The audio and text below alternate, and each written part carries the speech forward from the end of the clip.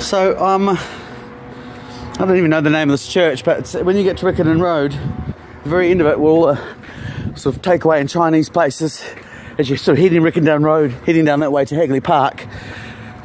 And we get this lovely church, which we'll have a look on the notice board on the way out. But what I love about it is these lovely little chaps right here, little gargoyles, which it's an interesting statement, because I've seen these are actually real gargoyles. The whole idea was they were designed to ward off spirits, and I've seen them at Otago University, which they were, can't remember, these are actually just more floral, but I have not really seen too many of them in New Zealand architecture. The exception is there are some in the old original, it was equivalent kind of like the regional council, but it was the parliament back then before they actually, you know, amalgamated all the regions into one country. And so the guy that did it was actually quite funny, because he used to do things in there, like have the journalist looking like a frog, or one of the judges that had a particularly bad temper would have had little horns out of his head. So there was all these little cheeky little things that the stonemason did, which you don't, you know, this is the kind of architecture that we now get. And none of this shit's going to last at all in 100 years. And yet this stuff has stood the test of time.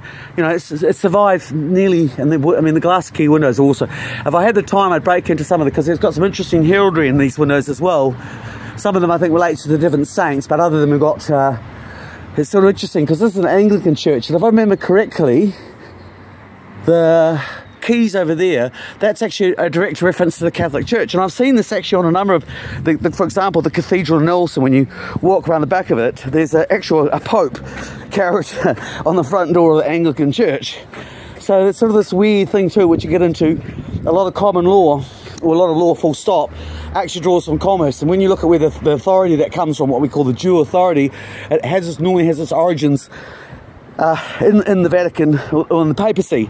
So even when the religions change, it doesn't necessarily, there's still that base root. So again, when I talk about New York, UN, TPPA, it's done on the original state law of New York, which is because that was founded by the Dutch East Tea Company, meant that the law is actually founded on law of the sea, or a weird combination of law of the sea and Dutch customary law. So that's St. Peter's Anglican Church. If you go online, there's a registry of the different people that are buried in different cemeteries around. I'm not sure where, but you might have to do a bit of searching. But you go St. Peter's registry, you know, dead people, actually dead people.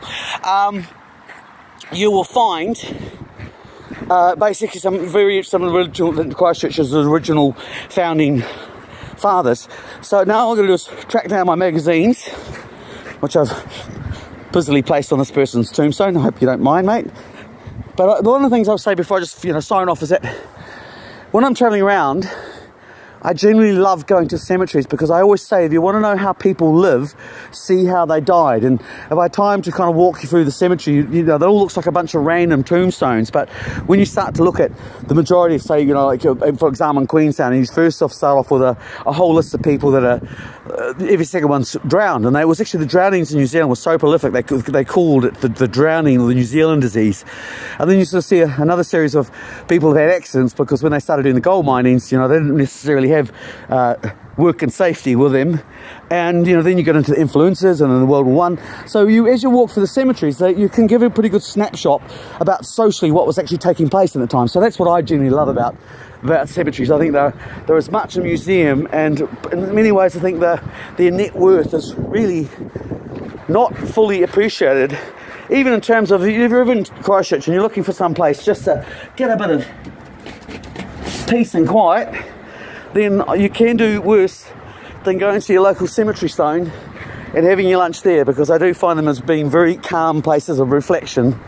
So having done that, put another little magazine, and I think that'll give us just, and I'll better crack on delivering, and as usual, bazinga, Ben Vidgens stand-up tragedy comedy.